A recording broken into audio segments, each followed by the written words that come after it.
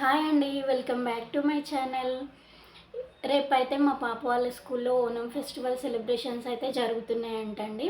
అయితే డ్రెస్ కూడా కేరళ స్టైల్లో వేసి పంపించమని చెప్పిండ్రు. అయితే నేను ఇంట్లో ఫ్యాబ్రిక్స్ వెతుకుతూ ఉంటే ఈ 2 ఫ్యాబ్రిక్స్ అయితే నాకు దొరికినాయండి. మెరూన్ అండ్ క్రీమ్ కలర్ చాలా బాగుంటుంది కదా కేరళ స్టైల్లో స్టిచ్చింగ్ చేస్తే అనే ఐడియా వచ్చింది.